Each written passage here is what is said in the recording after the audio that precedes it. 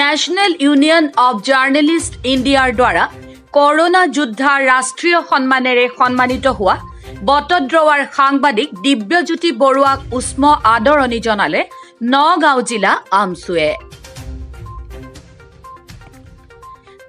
যি সময়ত সমগ্ৰ বিশ্ব স্তব্ধ হৈ পৰিছিল তথা সমগ্ৰ দেশতে লকডাউন কাৰ্যকৰী হৈ আছিল, ঠিক তেনে সময়তে নিজৰ জীৱনকো তুচ্ছ জ্ঞান কৰি কৰোনাৰ বিৰুদ্ধে দিনে নিশাই যুঁজি আহিছিল যুঁজাৰুসকলে।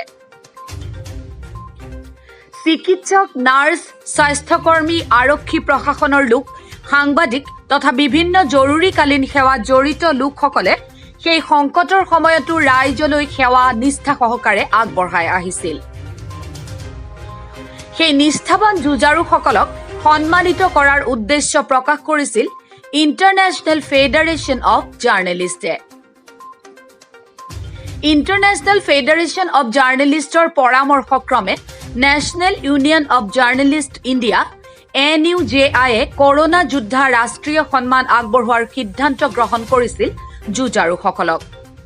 সেই মৰ্মে NUJIৰ উদ্যোগত বিগত 4 মাহে বিভিন্ন দিশত সূক্ষ্ম পৰ্যবেক্ষণ কৰি দেশৰ বিভিন্ন প্ৰান্তৰ 370 জন ব্যক্তিক কৰোনা যোদ্ধা হিচাপে নিৰ্বাচিত কৰিছে। সেই তালিকাত অসমৰ 30 জন ব্যক্তিলৈ কৰোনা যোদ্ধা ৰাষ্ট্ৰীয় সন্মান আগবঢ়ায়। যোৱা 27 আগষ্টত জাৰ্নেলিষ্ট এছ'চিয়েশ্যন অৱ আছামৰ উদ্যোগত গুৱাহাটী প্ৰেছ ক্লাবত অসমৰ এই নিৰ্বাচিত 30 জন ব্যক্তিক আনুষ্ঠানিকভাৱে এই সন্মান প্ৰদান কৰে। উল্লেখ্য যে অসমৰ 30 জন যোদ্ধাৰ ভিতৰত বটদ্ৰৱাৰ জ্যেষ্ঠ সাংবাদিক দিব্যজ্যোতি বৰুৱাই কৰোনা যোদ্ধা ৰাষ্ট্ৰীয় সন্মান লাভ কৰে। আজি নগাঁও জিলা আমছুৰ এটি সজাতি দলে বটদ্ৰৱাৰ পৰিদৰ্শক বঙলাত তেওঁক ফুলাম গামোচাৰে উষ্ম আদৰণি জনায়। লগতে সমাজসেৱক ৰাব্বুল আলেমেও ফুলাম গামোচাৰে উষ্ম আদৰণি জনায়।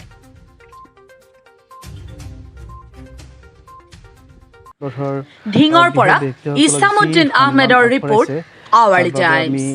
আমি সুখী হৈছোঁ যেন আমাৰ অসমৰ বটদ্ৰৱাৰ আমাৰ বিশিষ্ট সমাজকৰ্মী তথা জ্যেষ্ঠ সাংবাদিক দিব্যজ্যোতি ছাৰৰ কৰ্মৰাজিৰ ওপৰত কৰ্মৰাজি বা সমাজৰ কামৰ প্ৰতি লক্ষ্য ৰাখি যি সন্মান আগবাঢ়িছে আমি সুখী হৈছোঁ।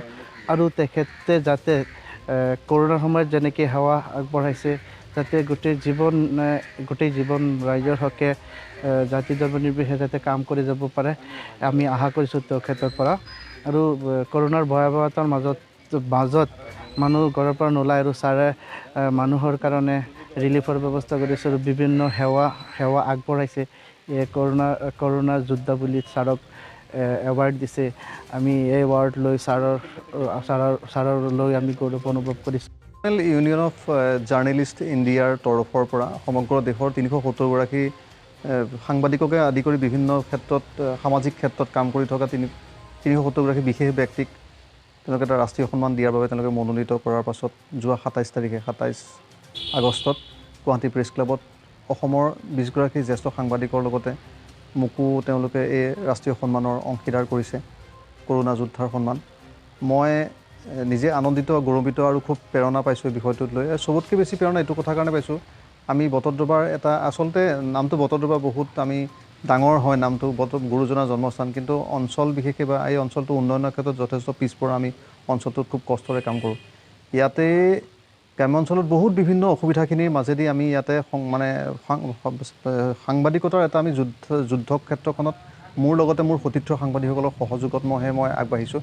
আৰু এই সন্মানটো পোৱাৰ কাৰণে মই দাবীদাৰ নহয়, সমগ্ৰ বটদ্ৰৱাৰ সকলো সাংবাদিক আৰু সকলো সামাজিক অনুষ্ঠান বা সংস্থা, ছাত্ৰ সন্থা বা সংখ্যালঘু ছাত্ৰ উন্নয়ন বাকী সকলো সংস্থা ইয়াৰে অংশীদাৰ, কাৰণ আমি একেলগে মিলি কাম কৰোঁ। আৰু গুৰুজনাৰ জন্মস্থানখন আমি সমগ্ৰ দেশৰ সমগ্ৰ বিশ্বৰ ভিতৰতে এখন উন্নত স্থায়ী হিচাপে আমি স্থান দিবৰ কাৰণে আমি এটা যুদ্ধত অৱতীৰ্ণ হৈছোঁ। গতিকে মই নিতান্তই সুখী। আৰু এই গোটেই যিটো সন্মান, এই সন্মানটো মোৰ বাবে নহয়, সমগ্ৰ বটদ্ৰৱাৰবাসীৰ বাবে মই এইটো উৎসৰ্গা কৰিছোঁ। ইউনিয়ন অফ জাৰ্নেলিষ্ট ইণ্ডিয়াৰ যি সমগ্ৰ ভাৰতবৰ্ষৰ ভিতৰতে 270 জন মানুহক যি কৰোনা যোদ্ধা হিচাপে নিৰ্বাচিত কৰিছে, তাৰ ভিতৰত আমাৰ অসমৰ ভিতৰত 30 জনৰ ভিতৰত 20 জন সাংবাদিক নিৰ্বাচিত হৈছে।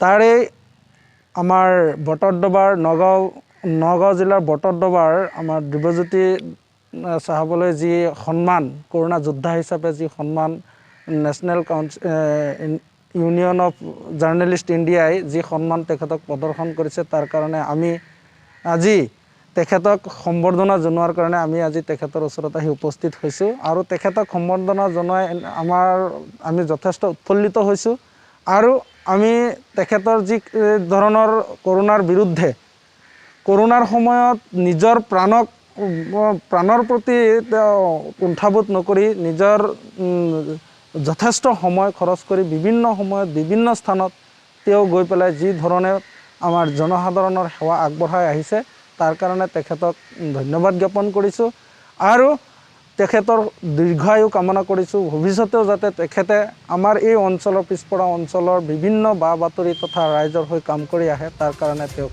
আমি ধন্যবাদ জনাইছোঁ আৰু নগাঁও জিলা আমচুৰ তৰফৰ পৰা আন্তৰিক শুভেচ্ছা জ্ঞাপন কৰিছোঁ।